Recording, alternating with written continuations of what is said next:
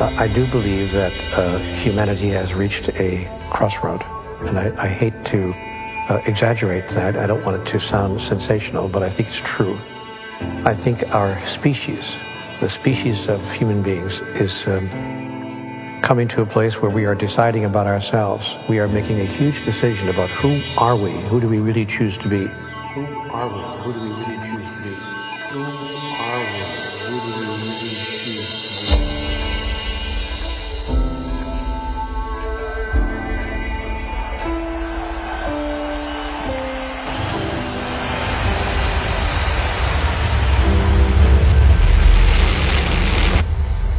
We imagine that the issue is a political issue. Then we say, well, it must be a financial problem. The problem is not political, it's not financial, and it's also, by the way, not military, obviously. Circumstances don't determine who you are, they reveal who you are. And the world that we live in now, the circumstances are changing so rapidly that we're being revealed. There's no such thing as a problem. A problem is essentially a transition. So I see the crises of today as a transition point for humanity.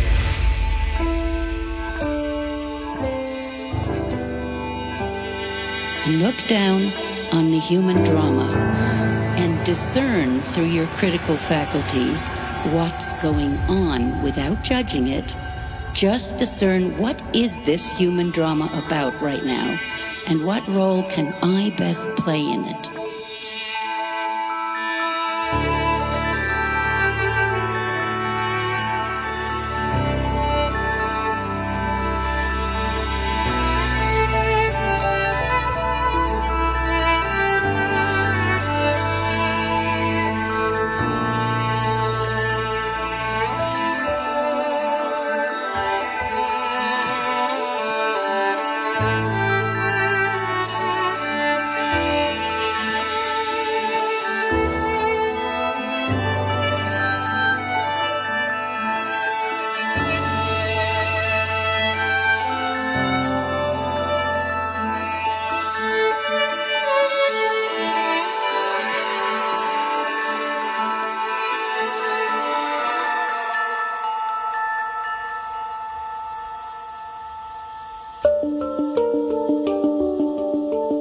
The latest Global Risks Report published by the World Economic Forum presents an astonishing risks interconnection map.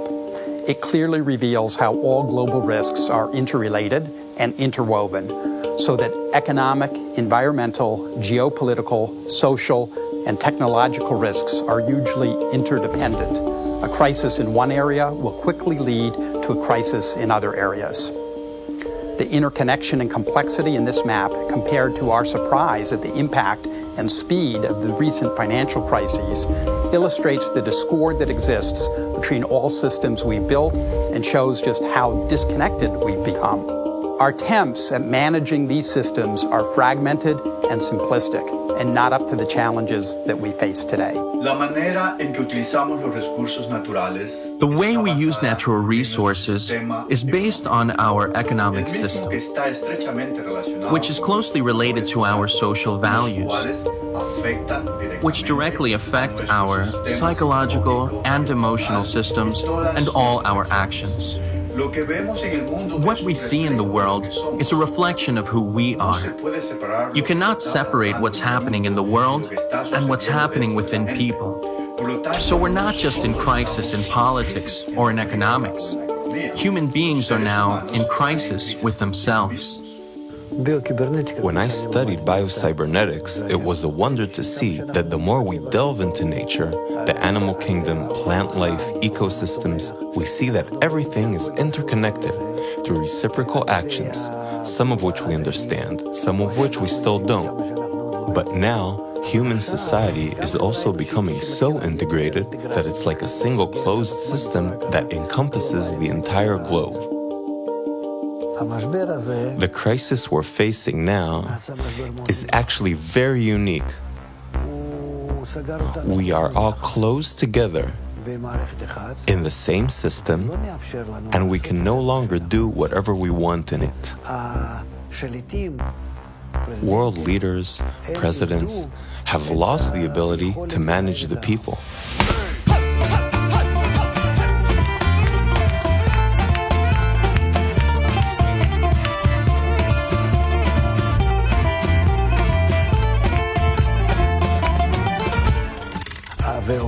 it's as though the world began to move without any reins, but rather according to a new law of interdependence, of connection, the law that is characteristic of integral systems.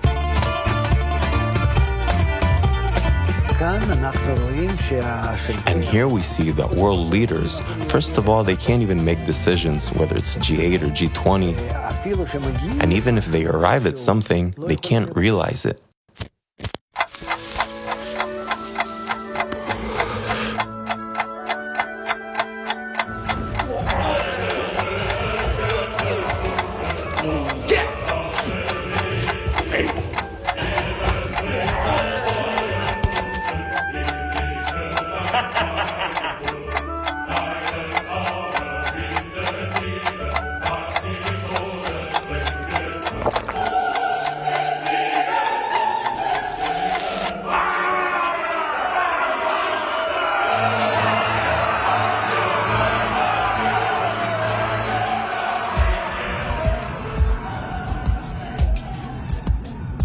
In science, we started as Newtonian physicists, and we started pretending like we are machines. That was the worldview for some time. That changed with biologists coming along. Biology gives a different view of the human being altogether. Biology says that, well, we are machines, but we are machines with competition, with survival in mind. And we fight for our survival, we compete. So our higher values are important only if they are important for survival. Outside of survival, there is no other impetus to the human being. And because of this idea, we have become, as you know, extremely competitive in our society. If somebody else has something, I must get it. If somebody else doesn't have it yet, I must get it before he or she gets it. And this idea is causing havoc in our society. Much of our progress in human civilization has been driven by egoistic competition. People try to outdo each other, and that creates better science, better technology, etc. However, now we're at a point where this ego drive has become so extreme that it will stop at nothing in order to be more or have more than others. And so companies are destroying the ecosystem, bankers are creating economic crisis, people are building themselves on the ruin of others. Our food supplies are increasingly at risk, water resources are increasingly being strained, and our financial systems continue to be highly volatile and risky. At the same time, we're also discovering how all our systems are connected and interdependent. Clearly, business as usual is a dead end.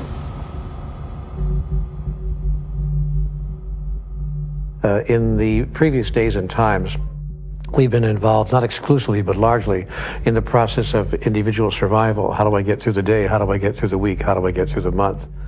In the 21st century, we're learning now that we can no longer concentrate on individual survival strategies, that unless we begin to coalesce those strategies and learn how we can survive collectively, that no individual is going to survive in the long run. Again, I don't want to be an alarmist, but I realize that we are facing a very critical time now.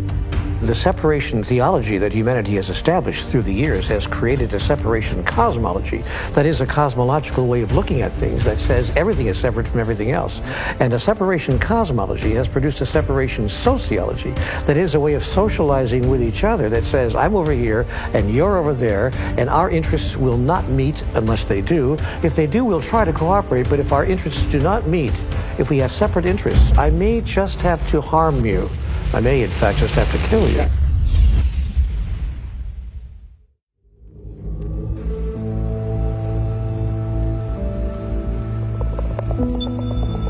There's an old story, the grandfather who's speaking to his grandson in the lodge, and the grandson comes in and says, I had a dream last night. In the dream, there were two wolves inside fighting, and one was a black wolf and one was a white wolf. And the black wolf scared me, grandfather, and the white wolf made me feel hopeful. Which one will survive? And the grandfather said, the one you feed the most. And so to me, that is the nature of humanity, the nature of humans, is we have both. Which one we're going to feed the most is the one we're going to see in the world.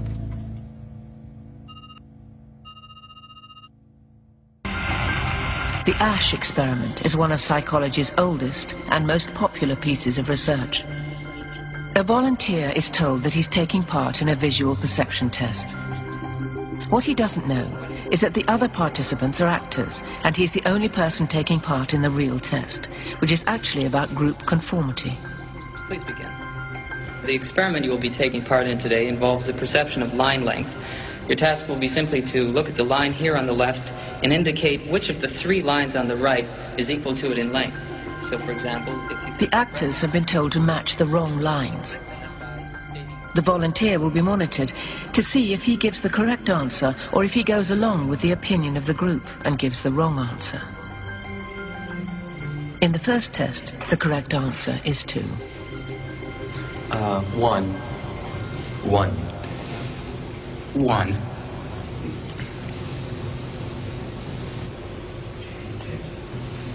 2. 1. Once again, the correct answer is 2. 3. 3. 3.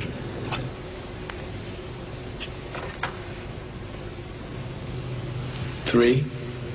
3.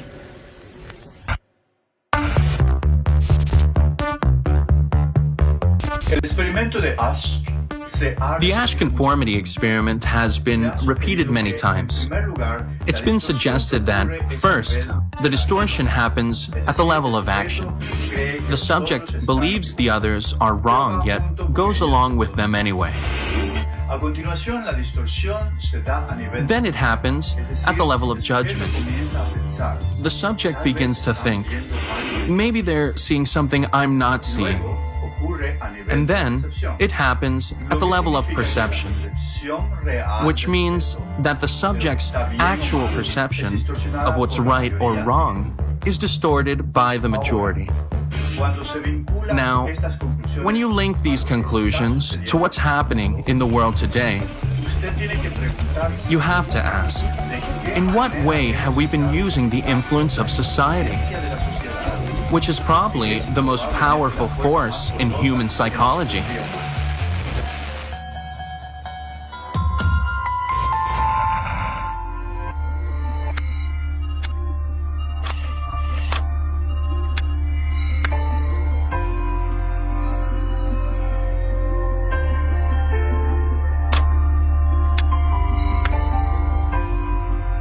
Over 40 years ago, I was cloning stem cells, and one of the first experiments just so blew my mind that it really changed the whole course of my education and my life.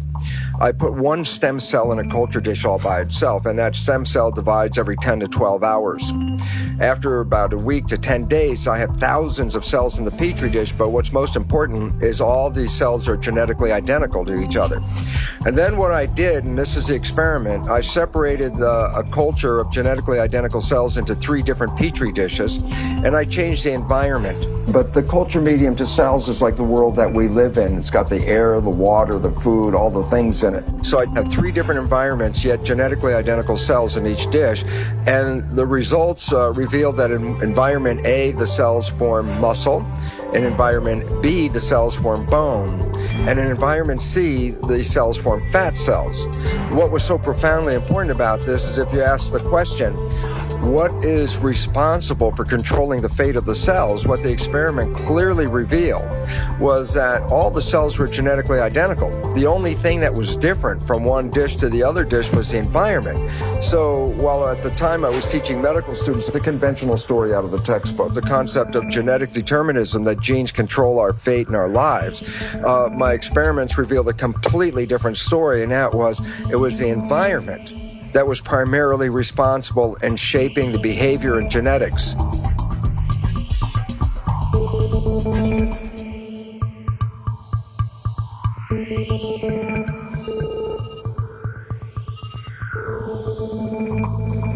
And there's new research out of Harvard Medical School about social contagion. And I think it's kind of obvious and intuitive that you catch the moods of people around you, but now they're finding that people get fat in groups, they get happy in groups, they quit smoking in groups.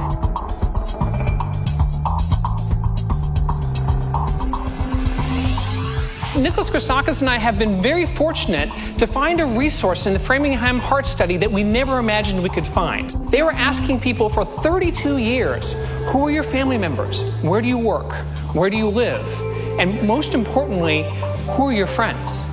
For the first time, now that we have data like this, we are able to get a bird's eye view of networks like the networks that you live in.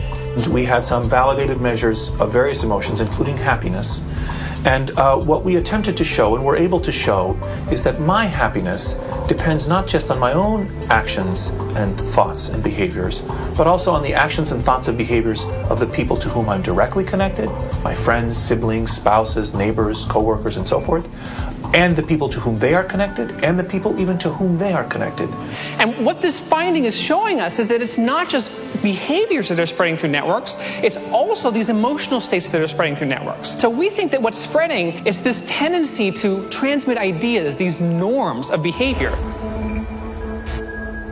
You are, in fact, a social organism. You're created by your environment. There's no you and there's no me. Once you begin to think about how everything you do has been taught to you one way or another, granted, you're putting things together and you're making decisions, but your decisions are limited to the information that's been given to you and that you've learned. So I'm a walking amalgam of a social engineering, so to speak. If I see myself as separate from everything else, that I could say is incorrect. For example, everyone knows they have to breathe. Through time, people will begin to understand that their integrity is only as good as the integrity of everything else around them. So what is happening in science is really quite pathetic, and what is happening in the public at large is also equally pathetic, because what is happening is that by pretending to be something, we are becoming that something. By pretending to be something, we are becoming that something.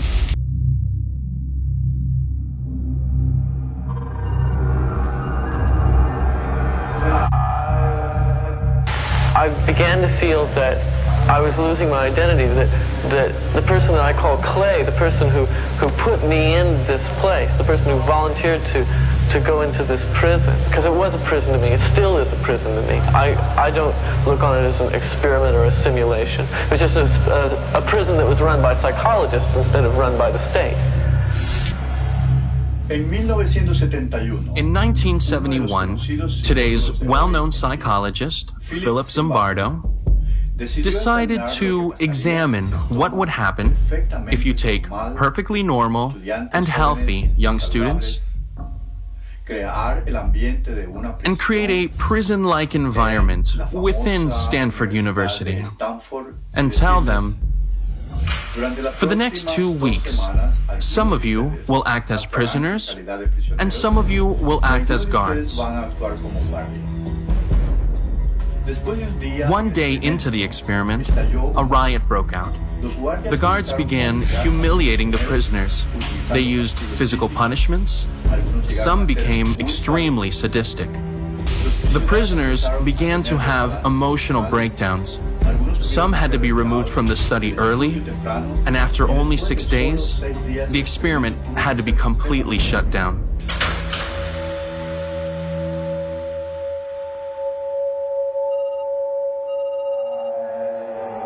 I had really thought that I was incapable of this kind of behavior. I was surprised, even I was dismayed to find out that I could really be that I could act in a manner so absolutely unaccustomed to anything I would even really dream of doing. And while I was doing it, I didn't feel any regret. I didn't feel any guilt. It was only afterwards when I began to reflect on what I had done that this behavior began to dawn on me, and I realized that this was a part of me I hadn't really noticed before. By pretending to be something, we are becoming that something. By pretending that we are mindless matter, we are just material and that's it. We are excluding the finer aspects of life. We are excluding the finer aspects of our experience. And this is very serious business.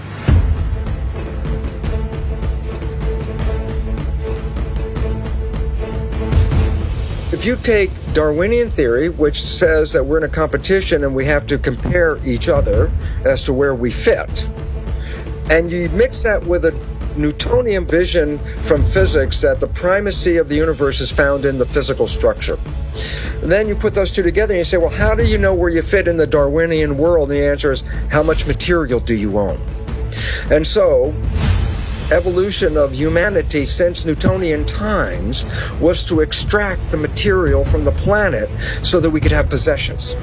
And that the possessions then were a reflection of where we stand in the hierarchy.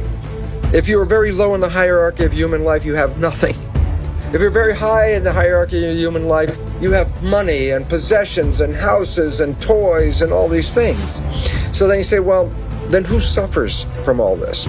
Well, there's great suffering at every level, whether suffering in the physical planet or in the human civilization, there's suffering all over. In order for me as a human to prove my hierarchy, I have to extract the material from the planet.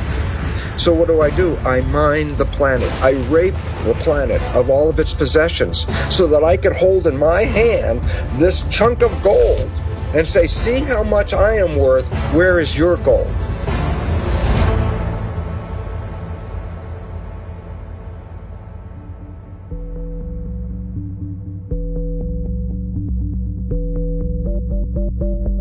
Theory of evolution is not based on community, but based on the individual. Newtonian physics said it's only the visible things that are relevant. But in a world based on quantum physics, which is based on energy, some of the things that we understand in the nature of energy are emotions and feelings, such as love and beauty. These are expressions of energy. And in a world of quantum physics, we surely emphasize more the nature of love and feelings and energy and beauty and harmony over the money and the material expressions that we look at today. And why is this important? Because then you look at the world and you say, do you want a pound of gold, or do you want to be totally in love in your life?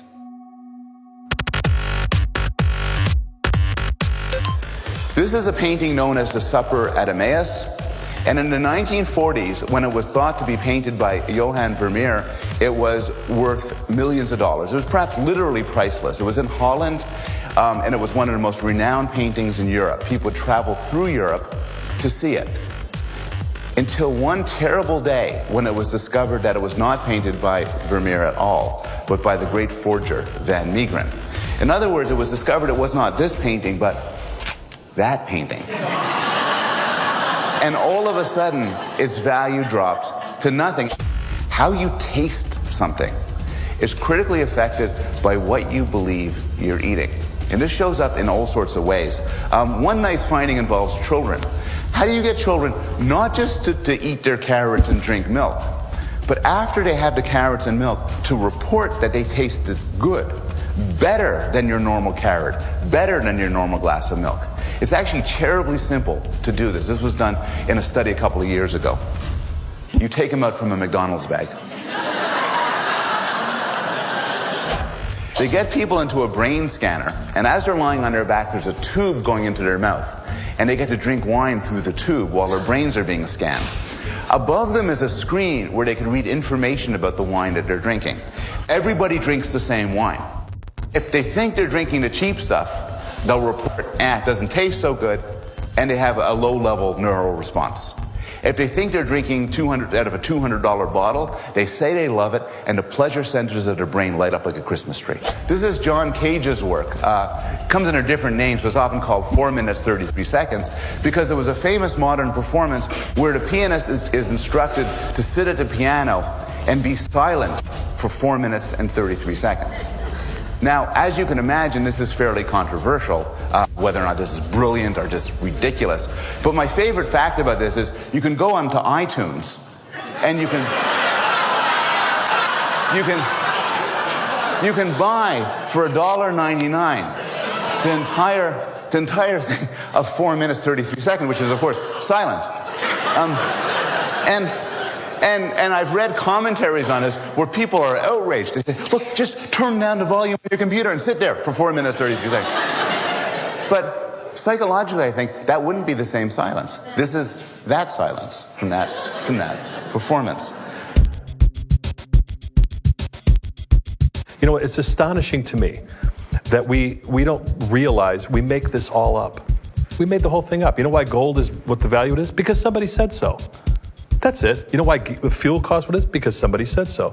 Somebody speculates, somebody decides, there's a belief, enough people join in, this is what a thing costs. We've all decided this. So an awakening of we're repeating these cycles and we're getting kind of tired of it, maybe we should do something different this time around, be something different. People are interested in processing meaning and values. We have to hear that. It's the society, the media especially, that puts ordinary people into this vain search of material goodies. Yeah. People didn't live this way even 50, 60 years ago. You know, this is just a very recent phenomenon, that if you have, instead of one cell phone, two cell phones in two pockets, then somehow you'll be better off.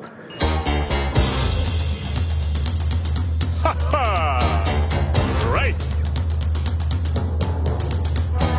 I'm the king of excess. I'm the sultan of sales. I'm the boss of bargains. My credit cards, they never fail. I got a 700 something on my beacon score, which means I don't own a thing and I can buy even more. I'm a buffet eating, tabloid reading, lovable guy. I get the best of the best that my money can't buy. It's a wonderful life. It's a wonderful life with my red-headed wife. It's a wonderful life. The average U.S. person now consumes twice as much as they did 50 years ago. Ask your grandma. In her day, stewardship and resourcefulness and thrift were valued. So how did this happen? Shortly after World War II, these guys were figuring out how to ramp up the economy. Retailing analyst Victor Lebeau articulated the solution that's become the norm for the whole system. He said, our enormously productive economy demands that we make consumption our way of life, that we convert the buying and use of goods into rituals, that we seek our spiritual satisfaction, our ego satisfaction in consumption. We need things consumed, burned up, replaced, and discarded at an ever-accelerating rate. Advertisements and media in general plays a big role in this. Each of us in the U.S. is targeted with over 3,000 advertisements a day. We see more advertisements in 1 year than people 50 years ago saw in a lifetime. And if you think about it, what's the point of an ad except to make us unhappy with what we have? So 3,000 times a day, we're told our hair is wrong, our skin is wrong, our clothes are wrong, our furniture is wrong, our car is wrong, we are wrong, but it can all be made right if we just go shopping.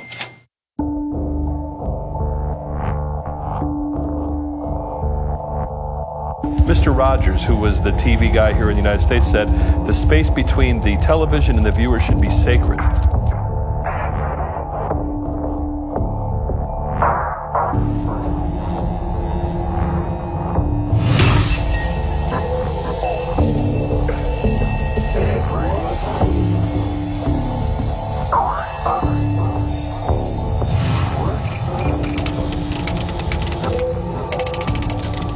It comes down to money. If they can sell it, if it helps humanity, I don't believe that the make or break point for anything that's done in the media, for the most part, 99%, is about the influence on the consumer. It's about, can we sell it? And if they could sell it and it's good for you, they'll sell it. But if they sell it and it's not good for you, they'll sell it anyway. In my world, I think that matters greatly on the impact of the listener because it changes their lives one way or the other.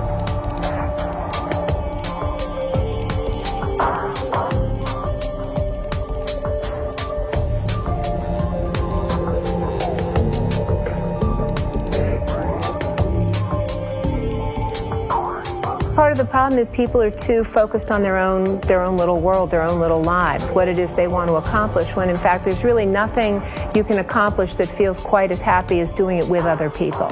And so I think there's been too much of the entrepreneurial greed, me focus in the last few decades. And I do think that people have become aware that we're becoming more unhappy, not just in the United States, but all over the world. Depression rates are rising faster.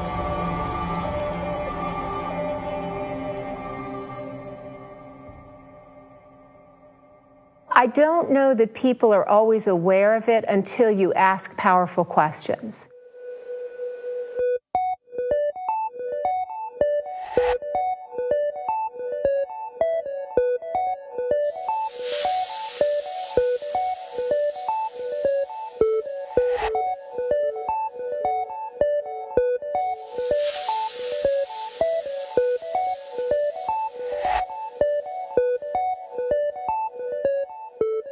And the research is so interesting on this that if you ask college students what they aspire to, they talk about money.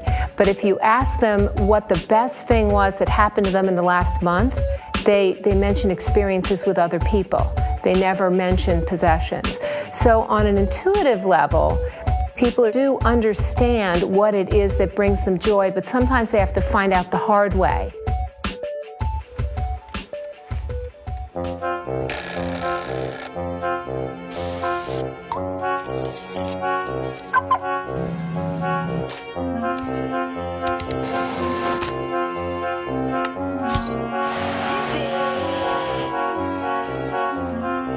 So we're in this ridiculous situation where we go to work, maybe 2 jobs even, and we come home and we're exhausted, so we plop down on our new couch and watch TV, and the commercials tell us you suck, so you gotta go to the mall to buy something to feel better, and then you gotta go to work more to pay for the stuff you just bought, so you come home and you're more tired, so you sit down and you watch more TV, and it tells you to go to the mall again, and we're on this crazy work, watch, spend treadmill, and we could just stop.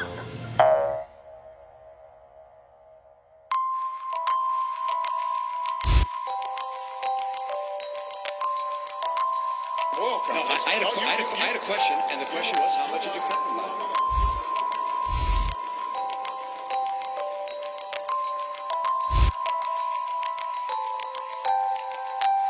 We have actually produced more oil. No. How much did you cut licenses and permits on federal land?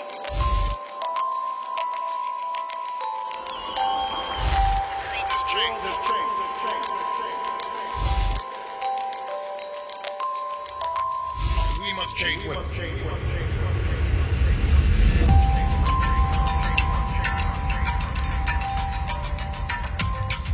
I have written an open letter to President Obama, reviving that slogan. You know, during the Clinton presidential campaign, they had a slogan called, "It's the economy, stupid." For me, the slogan is, "It's the worldview, stupid."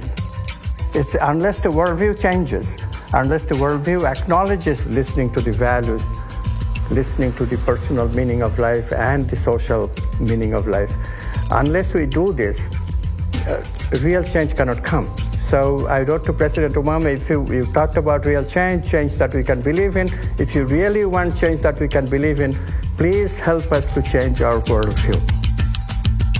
The change of man is the key to changing everything else in the world. Without it, nothing significant will change. What we need is not just patching up, not just solutions to current problems. What we need is a transformation, a fundamental transformation, which means a change of values, the change of thinking, change of consciousness, change in the way the human being thinks and acts. Worldviews affect the engine of civilization. It affects who we each individually think, who we are and how we behave, and our moral sense, business. It affects everything. An experiment was done by 2 social psychologists where they did the following. They took a bunch of students and they had them read one of 2 passages.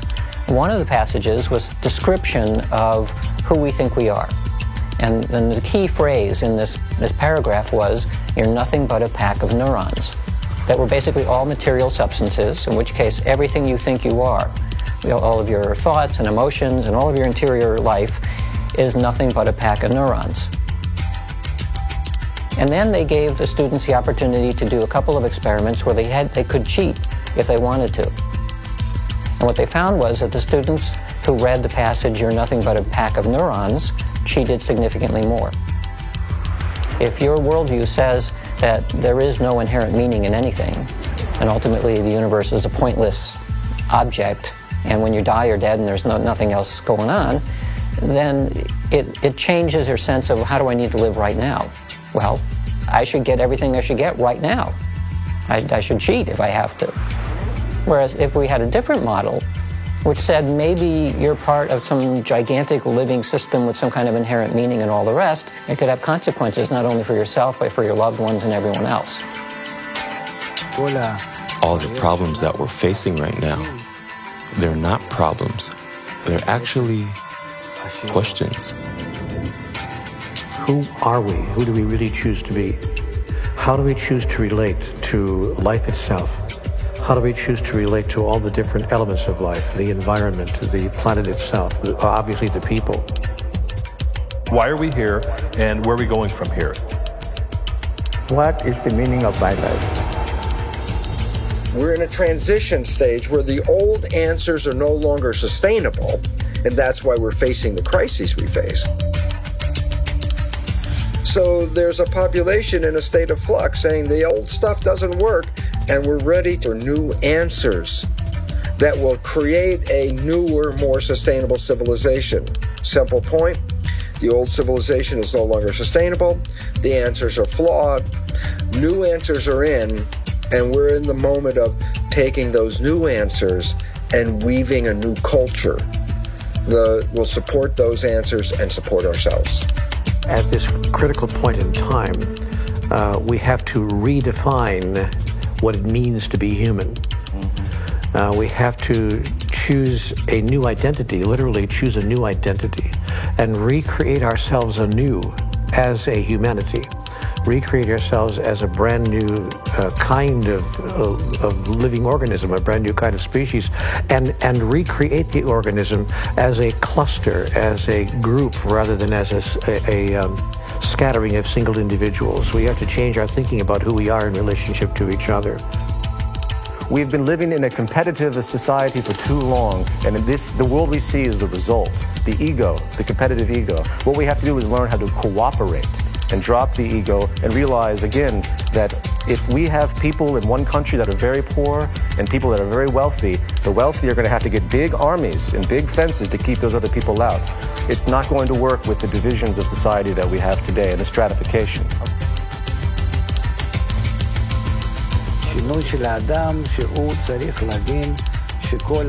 Man has to go through a change to realize that his life should be lived for the unity of mankind, and that we're all like one man and one heart, and we're sharing that desire, sharing that thought. We're on mutual connection, making mutual concessions in reciprocity, like cells of a living body.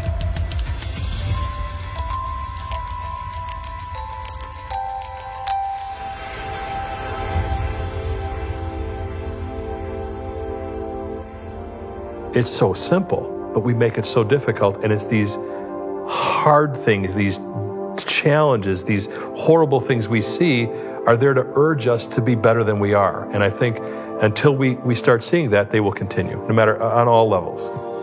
We look at our economic crisis, we look at our ecological crisis, we look at our spiritual crisis, and we say, I'm not happy, society's not happy, what's wrong with us? So that is the trigger. We have to have problems to have solutions. Problems create creativity. There's no such thing as a problem. A problem is essentially a transition. So I see the crises of today as a transition point for humanity. I see them as not necessarily something that's out of the ordinary. Again and again in nature, from the very most ancient bacteria to more recent species, they go through a juvenile phase of hostile competition to establish themselves. And then they discover the economics of cooperation.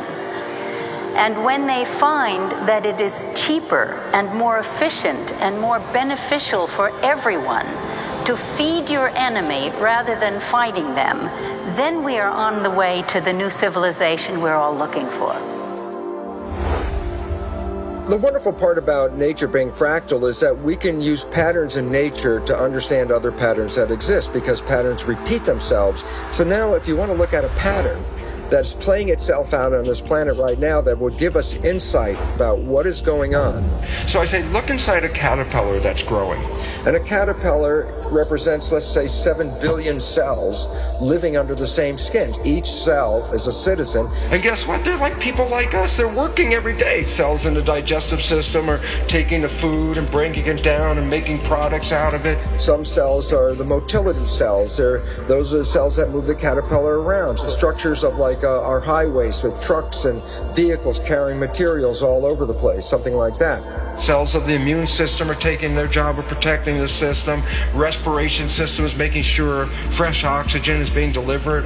So all the cells have jobs. The caterpillar's growing. If you were in there and a reporter, you look around and go, yeah, the economy is going great guns. It's growing every day. Everybody's working, full employment. This is the kind of thing we love to see. How much are we growing every day? Some percent every day. And then the caterpillar reaches a certain stage of growth. And at that stage of growth, it just stops eating. It can't take in anymore at this point. It's reaching a maximum size. Then if you're a cell inside that community, imagine what would happen. That you're on the job and all of a sudden there's less food coming in and you're a digestive cell and you say, well, man, the work is slowing down here. The factory is slowing down. Then all of a sudden it gets to such a low level that many cells get laid off of the job. Now their cells not working. Why? There's not enough food coming in to keep them all working. And as the food shuts down, then the other jobs are affected because if there's no food, then there's no energy. And all the systems start laying off cells. And pretty soon, there's massive chaos under the skin of a caterpillar. Why? The systems stop growing, the cells are out of work, nothing is evolving, and the thing is falling apart. If you were a cell in that caterpillar body at that time, you would look around and say, oh my God, our world is coming to an end. And yet, in the midst of those billions of cells, in among them are other cells genetically identical to them, no different. But they think differently. They respond to the signals differently. These cells have the interesting name called imaginal cells. And these imaginal cells come up with new visions. And what happens is, in the midst of all this chaos, when all the other cells are running around thinking the end of the world is coming, the new imaginal cells are laying out new ideas, new visions, a new plan, a new scheme, a new way of life. And around these ideas, the cells reorganize, and they start to create new massive organizations to create something much more fabulous than the previous system. A system that is much more sustainable, a system with a higher level of evolution. And that system they're constructing called the butterfly. So there's a transition from an old world of caterpillar with an old belief system and an old way of life that was no longer sustainable. And therefore, you have two choices in this world right now. You can retain your caterpillar status and go, oh my God, the sky is falling, and be in fear. Or you can say, the caterpillar is going, I want to build the butterfly. Why? Because if I become active and, positive in the process of building the butterfly, I'm engaged, I'm working, we're creating the future. If I sit there and bemoan the loss of the caterpillar, then I'm making myself sick and everything around me. Why? I'm not contributing to our evolution. And so, where are we? We're at the demise of the caterpillar stage of civilization and the rise of the butterfly. What we have to recognize is that all this crisis, etc., is not outside of consciousness. Mm-hmm. It is also inside of consciousness. Mm-hmm. There is a plan to this madness. Mm-hmm. If we look at biological evolution, all big evolution is preceded by a catastrophe.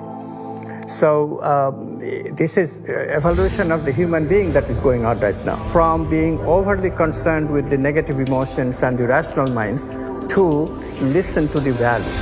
Love, beauty, justice, truth, goodness. We need to hear that. But how do we hear that without the pangs of suffering?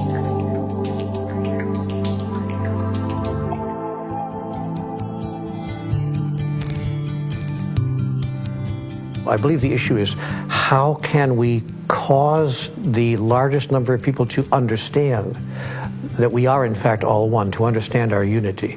The environment has to be changed so that we are supported in a way where we respect each other, while our value systems have to understand that we cannot survive any longer through our logical reasoning with the competitive mentality that's been perpetuated for so many generations. If the environment continues to reinforce this selfishness, it's going to be that much more difficult to climb out of it. So if we create an environment that helps us to have the courage to give, and it rewards and reinforces giving, then I think we'll move much more quickly into that type of bestowal mentality. What we're beginning to see now is the fall of all the major institutions, whether it's economy, politics, education, healthcare, every fundamental level of institution in the world. So there's going to have to be changes at every level. And it starts with education and awareness. Why? Because the knowledge we bought into of who we are and why we're here turns out to be archaic beliefs that are not supporting our survival. We have to go from our old limiting beliefs that brought us to the current state of the world, rewrite those beliefs so that as we take the next step forward, we do so with new awareness, new power, and a new understanding of where we want to go. So we need to change education. Just imagine, what would happen if we changed our environment completely? What if we would constantly hear in the news, through art, entertainment, advertisement, that we're all interdependent, that we're all interconnected as one integral system? How would our world look like? How would you relate to all the others in that system?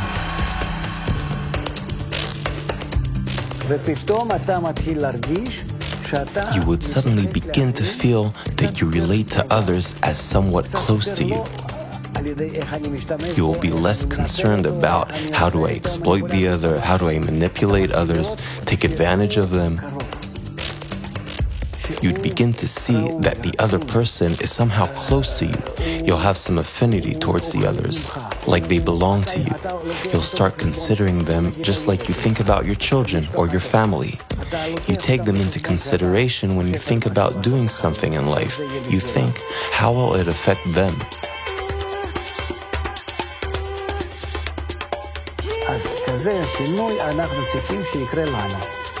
So that is the kind of change we need to go through. And it can happen to us through the proper environment that we create for ourselves.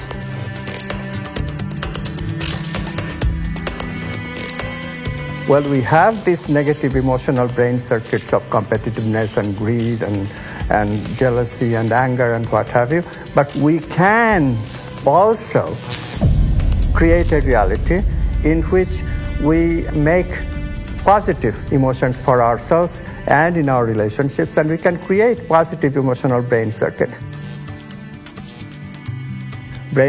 that we have created by voluntary acts of loving, deliberately, by practicing. That will then mollify the negative emotional brain circuit so we can overcome our base desires. We began to think of emotions as having a kind of collective identity, as if they're emotional stampedes in human populations, a kind of a quiet riot that is just below the surface at all times. Because when we mapped this network, we were able to find clusters of happy and unhappy people in the network, and we were able as well to show that happy people are able to influence others to become happy, and that happiness can spread from person to person to person to person. And it's this kind of view of the human superorganism that has really started to change the way we think about ourselves as human beings. We are connected. We are connected in ways that these other social species are, like schools of fish and flocks of birds.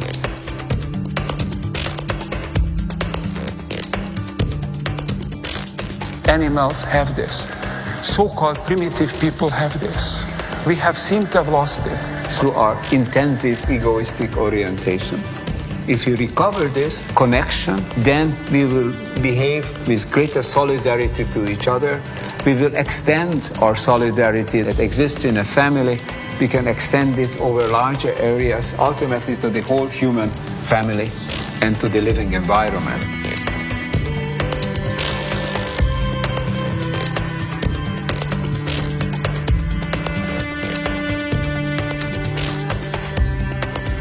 We can encourage people in all walks of life, in all kinds of organizations, to come to the notion of true global family and implementing the kind of world we really all dream of. What has increasingly been found is that the happiest people have vibrant social networks. They work hard at cultivating the relationships with other people. So it's the togetherness, the bringing people together that brings people the most joy.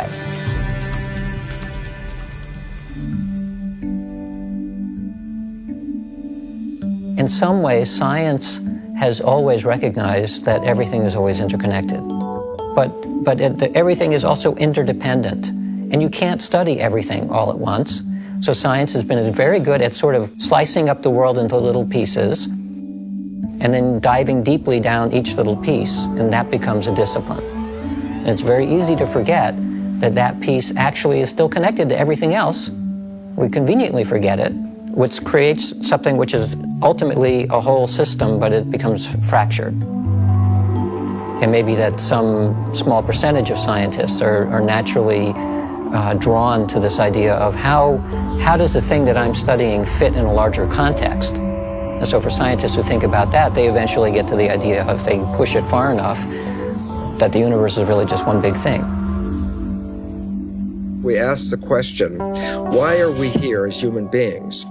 The answer is then left to something as simple and disastrously bad as, there's no reason for us to be here. We're just accidents of genetics, and therefore we could do anything we want because we weren't intended to be here in the first place. So we have a pretty big disregard to our relationship and the world around us and the nature that we live in, because we believe that organisms just got here by accident. When you look at the planet Earth, you find that we live in a very narrow zone that supports life. A perfect combination of gases in the environment, a perfect temperature and all this, and it stays constant, which has been a very unusual event of how can a planet keep a constancy in a world where everything is dynamic around it? And the answer is because nature has created one organism after another organism to keep the environment in balance and compensate for the ranges of activities that occur around us. So we keep what is called homeostasis.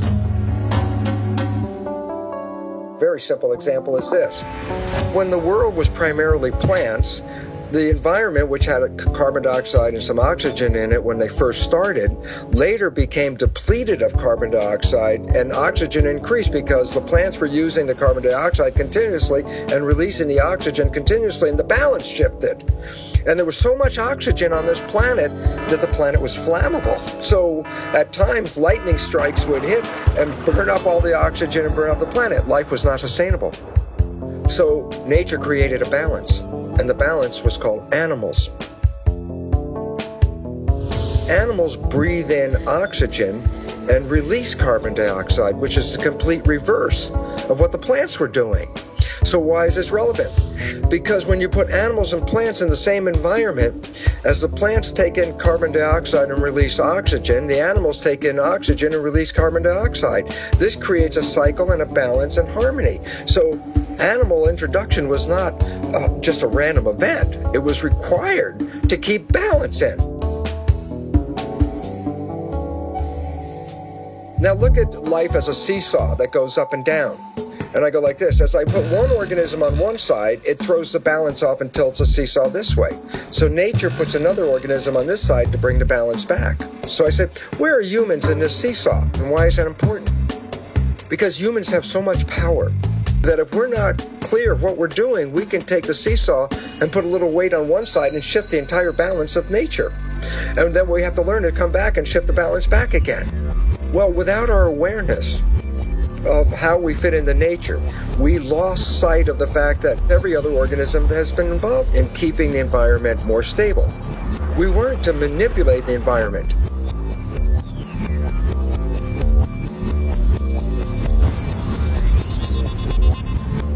But if the balance now shifts way off because of humanity, then it means that nature will no longer support human life on this planet.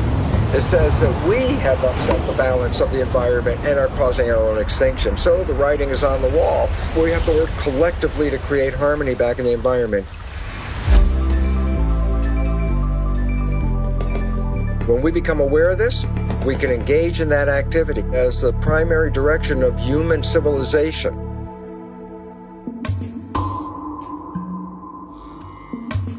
can we, as a global tribe, get our act together fast enough to be able to change our behavior, our collective behavior fast enough? There is a great potential, because it's not that if everybody has to change at the same time. What we talk about is a critical mass. You don't know how many people have to change for it to spread. But the fact is that when people begin to think differently, begin to act differently, that has an effect on others, it spreads. Scientists at RPI have found that when just 10% of the population are deeply committed to an idea, their idea will always be adopted by the majority of the society. Now, what's interesting is their mathematical model shows that it's like a spontaneous leap. That is, below 10%, there is no visible progress. However, above 10%, the idea spreads like wildfire. I don't think it's going to occur first on the whole among the leadership, neither political nor business leadership. I think there are always exceptions, and there are very enlightened political leaders, the enlightened business people. But on the whole, these people have too much stake on the present system, and they are afraid of change, because their own base of power and wealth lies in maintaining the current system. So the change has to come from elsewhere. I don't think it can come from the very poorest people. The very poorest people, maybe 2 billion people in the world, try to survive somehow. They have to get the food and the housing and the job and the healthcare and the education that is a minimum requirement. We can't expect it from that, maybe 200-300 million people who are really the wealthy and the leading classes. It has to come from those who are in between, who have a choice, who are becoming increasingly concerned, and who know that something needs to be done, and the hope is that they will wake up.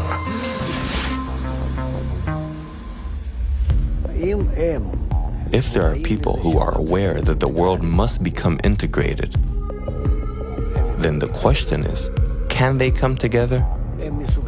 Can they make the initial step towards this? I think the problem with global crises is that from each individual's point of view, it becomes difficult to know what do I do about it. When I say my ego and transform my ego, it's an illusion. How can I transform my ego when I'm dependent on so many other egos?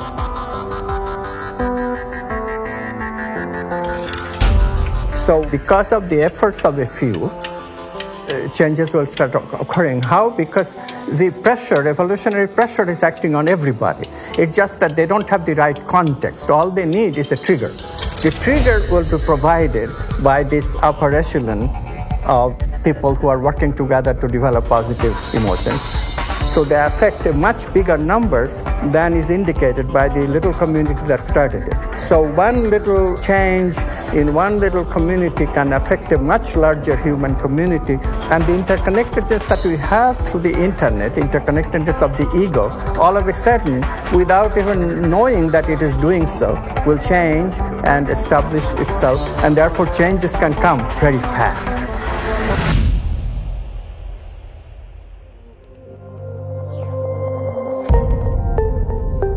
The basic idea is that there's this vast fabric of humanity stretching endlessly into the distance. I'm connected to you and you to others on out endlessly.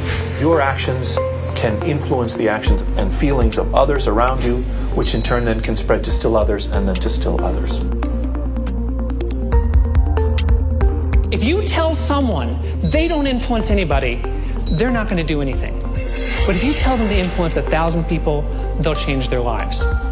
And that's why I think it's so critical for us to understand, first and foremost, how and why we are connected. Thinking people, they can see opportunities in this. So we have to do this collectively. We have to do this collectively through dialogues, first between two people, through relationships between two people, and then generalizing it to a whole family, to the entire community, to bigger communities, to the country, to the entire world. Change the society to recognize that we cannot do this by ourselves. We cannot do this alone.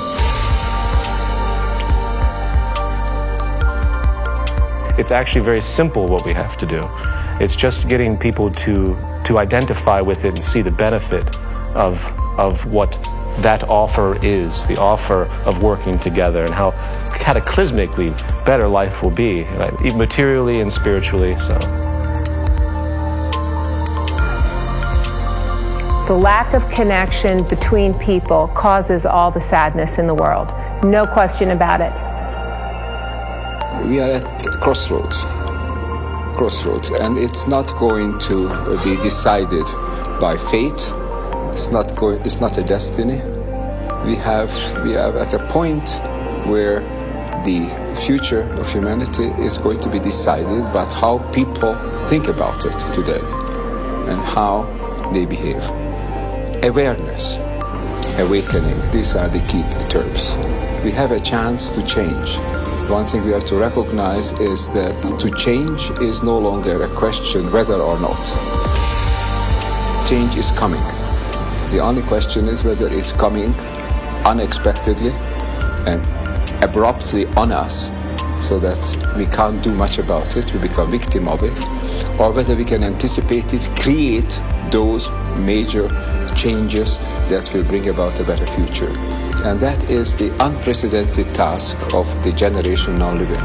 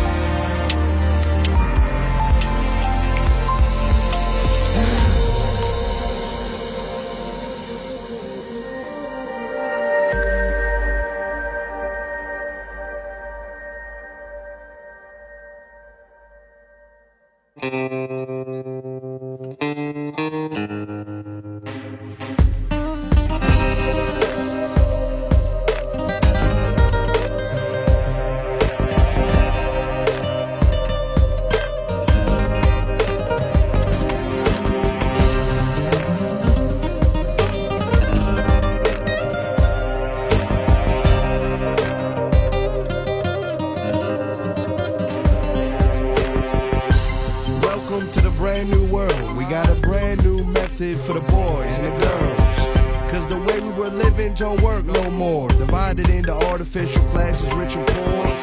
Individual success at the cost of others. It put us here, where it's brothers killing brothers. Yeah, and then we left with lots of crying mothers. It's turned people into haters instead of lovers. It seemed egoism brought us happiness. Now everybody depressed and laughing less. Yeah. But homie, now we past this, and it's time to spread the love to the masses. And our task is to fix our glasses, then we'll feel obliged to love everything alive. Now is the time, we got a choice, either we live or we die.